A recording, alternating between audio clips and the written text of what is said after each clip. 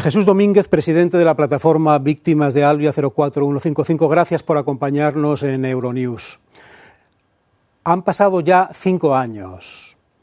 5 años después, y con toda la experiencia que han vivido, la documentación que han recopilado y la gente con la que han hablado, la cuestión es, en su criterio, ¿se hubiera podido evitar el accidente? Por supuesto, hubo la opción de hacerlo cuando se modificó el proyecto, que estaba el exministro José Blanco, y se redujo la seguridad, el sistema de seguridad RTMS llegaba hasta Santiago, y un proyecto que llevaba años planificado y ejecutándose, pues un año antes se cambió y se decidió no llevar este sistema de seguridad hasta la estación de Santiago. Este es un primer momento. El siguiente momento es cuando se decide desconectar el sistema de seguridad RTMS de control de velocidad, que aunque estaba antes de la curva hubiera alertado al maquinista y de no atender a las luces y a la palanca que tenía que accionar, pues el tren se hubiera detenido, pero este sistema se desconectó porque generaba retrasos y antes de desconectarlo pues tenía que haber analizado el riesgo y haber puesto medidas de control. Y igualmente cuando el jefe de maquinistas advirtió por escrito a varios altos cargos de Renfe del peligro de la curva, ¿no? Y luego aparte, como comentaba, el análisis de riesgo del principal proyecto y analizar la curva, que Europa ha dicho que se tenía que haber analizado y gestionar los riesgos. Le he oído decir que hubo intereses comerciales y políticos que se antepusieron a la seguridad. La pregunta es ¿por qué? Después de tanto que ustedes han investigado, ¿han llegado a alguna conclusión de por qué se antepusieron los intereses económicos y los políticos a la seguridad? Bueno, los intereses económicos no lo decimos nosotros. El secretario de Estado de Infraestructuras en aquel momento era Rafael Catalá, que luego curiosamente fue ministro de Justicia, y él mismo en una entrevista, mientras algunos nos debatíamos entre la vida y la muerte y otros enterraban a sus familiares, pues él salió en la prensa a los 3 días diciendo que había gente interesada en dañar la alta velocidad porque había varios concursos en Brasil, incluso otro en Polonia, y el decir que era un accidente de alta velocidad, pues evidentemente podía retirar a España de estos concursos, porque si tienes un accidente pues no puedes concursar, ¿no? O sea, que no lo decimos nosotros, fue el propio secretario de Estado de Infraestructuras que lo dijo. ¿Qué papel ha tenido el Estado en la investigación del accidente, Jesús? Bueno, pues el papel del Estado ha sido tapar todas las negligencias que podía haber, y lo que hizo fue una investigación ad hoc, y Europa ha dicho que esa investigación ni era independiente ni analizaba las causas estructurales, que son precisamente las que afectan a Renfe y Adif, ¿no? Entonces lo que se hizo fue incumplir la normativa europea, que obliga a que evidentemente esa investigación, como todo el mundo entiende, no se puede ser juez y parte, y aquí el equipo técnico lo formaban el director de seguridad de Renfe y Adif, las mismas personas que cambian el proyecto y que deciden desconectar el sistema de seguridad. La verdad es que esto pues es una cosa tremenda, ¿no?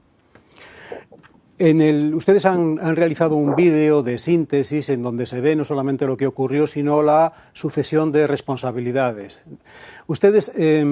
¿Ha habido alguien que haya pedido perdón?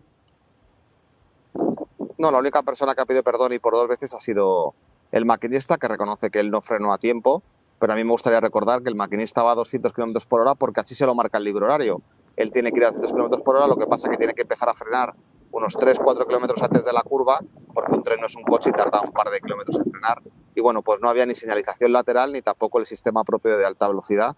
Y lo único que había es que los maquinistas se tenían que acordar, unos tomaban como referencia un chalet con piscina, otros una casa, y claro, evidentemente que la seguridad a esas velocidades y con tantos pasajeros dependa de que se tenga que acordar el maquinista, pues evidentemente después de 18 o 20 viajes, que fue lo que hizo, pues solo faltaba poner nombre y apellidos a las víctimas. ¿Han entrado ustedes en contacto directo en alguna ocasión con los políticos que son responsables formalmente de toda la estructura del AVE? ¿Alguna vez han tenido contacto directo con ellos? Sí, nosotros nos hemos reunido tanto con José Blanco, que era el ministro de Fomento, que cambió el proyecto, como con Ana Pastor. Y bueno, pues todo, cuando vas, pues son todo buenas palabras, y ellos no se enteraban de nada, no saben nada, no sabían que la investigación no era independiente, del cambio de proyecto no saben nada.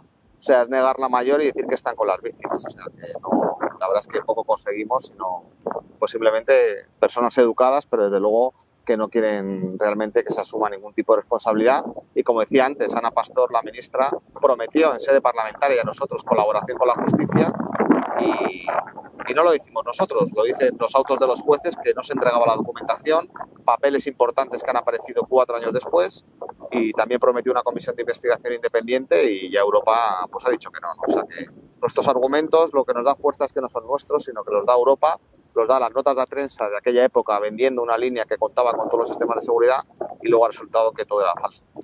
Por último, Jesús, ¿hay algo que quiera añadir para redondear esto 5 años después del accidente? Bueno, me gustaría 2 cosas. Una es agradecer que nos deis voz, que para nosotros es muy importante. Y la otra, que yo creo que tiene que dar que pensar a la ciudadanía que si no llega a ser por la lucha de las víctimas, dedicar miles de horas y miles de esfuerzos y que en Europa nos traten como de a los ciudadanos, pues el Estado español lo que ha hecho, en vez de proteger a los ciudadanos y a las víctimas, lo que ha hecho es tapar las negligencias de algunos responsables, tanto políticos como técnicos.